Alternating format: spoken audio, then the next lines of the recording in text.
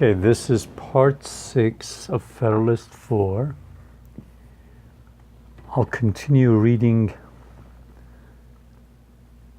from the paragraph starting with what would the militia of Britain be if the English militia obeyed government of England, if the Scotch militia obeyed the government of Scotland, and if the Welsh militia obeyed the government of Wales.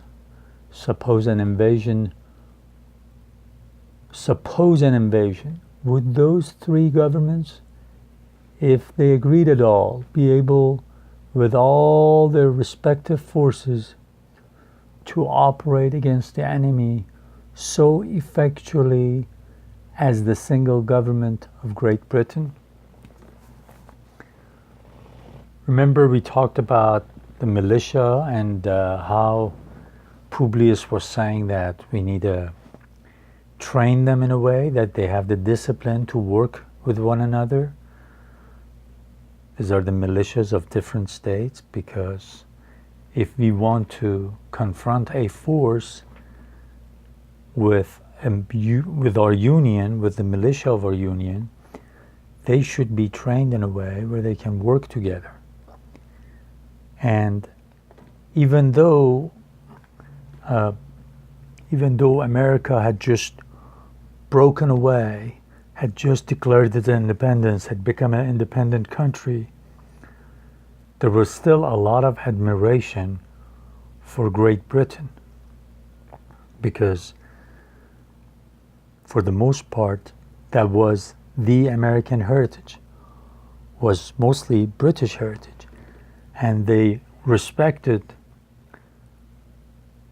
the British, their power, and they might not have liked it, but they respected it. So it says, look at Great Britain. Right now, it's a union of Wales, Scotland, and England.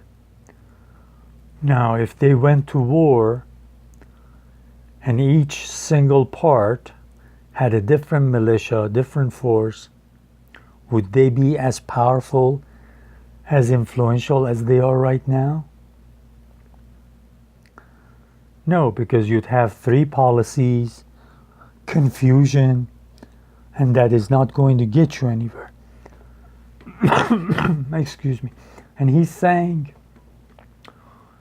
for the same reason, if we have 13 different state militias, not under a union, 13 different countries, how are we going to repel an attack? If somebody attacks us, how are we going to stand up to them? How are we going to be united and disciplined enough to have a uniform policy? He says it's a mistake if we don't create this union. Then he goes to the next paragraph, which says, we have heard much of the fleets of Britain, of the naval ships of Britain, and the time may come, if we are wise, when the fleets of America may engage attention. And will hopefully, if you're strong, we're smart, we stay united, it will be our navy, our ships, that will get everyone's attention and respect. But if one national government had not so regulated the navigation of Britain as to make it a nursery for seamen,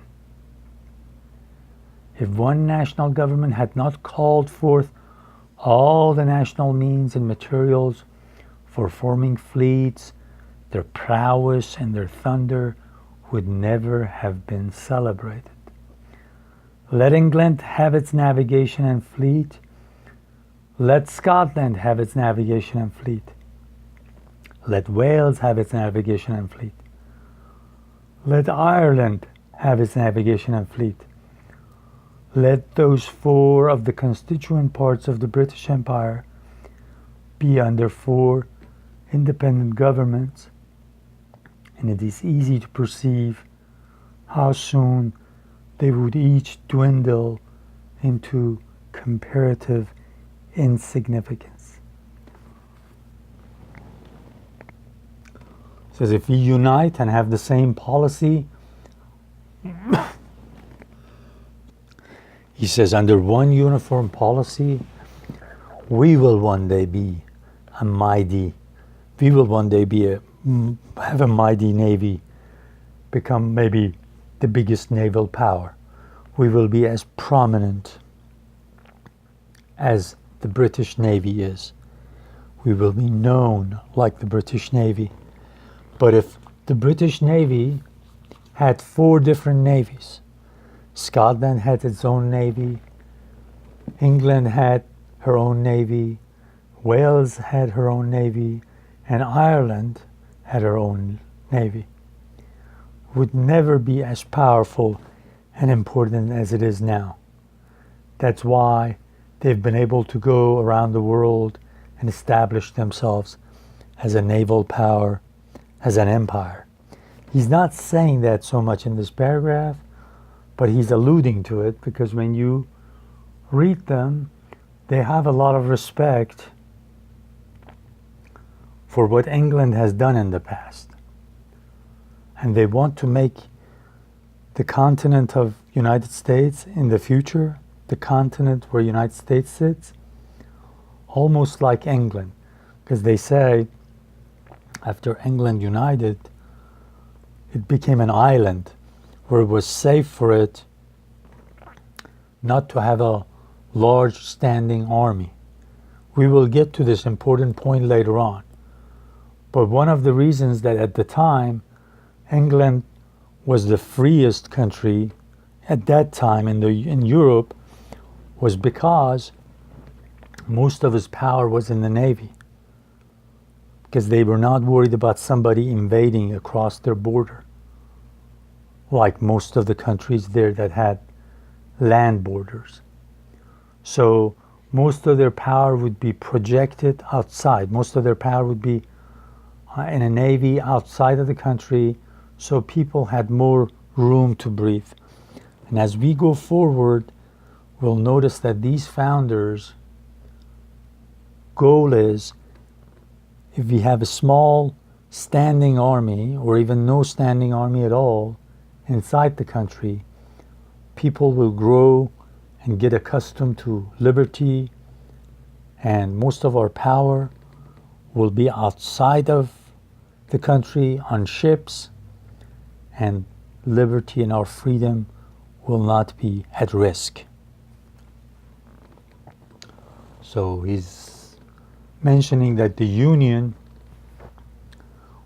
because we have all the resources, we have the timber, the forests, everything to make lots of ships. And then also another phrase he uses, he says, the navigation of Britain as to make it a nursery for seamen. Because its navy has got so important and powerful, it creates, it brings forth a lot of people who want to be seamen, who want to go to the sea and be a part of this big empire. So he says, we will do the same thing. We will have a lot of our young people that would want to join the Navy once we establish this union. So a nursery is where you grow new plants, where you protect and keep newborn babies. So he's saying it in that sense that we are a new country, and if we do everything right, we will have so many resources to dominate the seas in a few generations, and nobody can challenge us. And that actually happens 2 generations after the Civil War.